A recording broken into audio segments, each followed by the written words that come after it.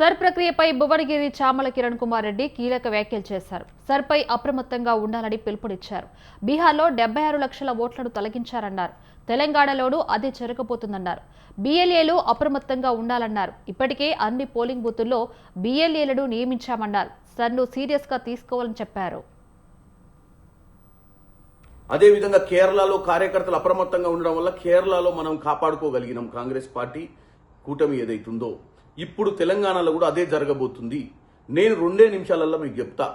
SIR process ద్వారా అంటే ఈ రోజు 25వ తారీఖు జూన్ నుంచి జూలై 24వ తారీఖు దాకా బిఎల్ఓ, మీరు బిఎల్ఏలు, బిఎల్ఓ అంటే బూత్ లెవెల్ ఆఫీసర్, ప్రభుత్వం ఎలక్షన్ కమిషన్ నియమించే అధికారి. ఇతను ప్రతి ఇంటికి 3 సార్లు వచ్చే ప్రయత్నం చేస్తారు. ఎందుకంటే ముఖ్యంగా వాళ్ళు ఈ మధ్య కాలంలో ఏదైతే మ్యాపింగ్ చేసిర్రో మన దగ్గరికి రాకముందే మ్యాపింగ్ చేయడం జరిగింది.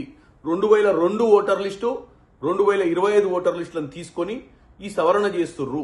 దీంట్లో 3 కోట్ల పైచిలుకున్నటువంటి మన తెలంగాణ ఓట్లలో 1 కోటి పైచిలుకు ఓట్లను ఆల్రెడీ అన్మ్యాప్డ్ గా డిక్లేర్ చేసిర్రు. అంటే 33% ఓట్లు మన బూత్ లో 1200 ఓట్లు ఉంటే 400 ఓట్లు అన్మ్యాప్డ్ ఉన్నాయి. అన్మ్యాప్డ్ అంటే వాళ్ళ ఆధారాలు తీసుకోవడానికి వస్తుర్రు.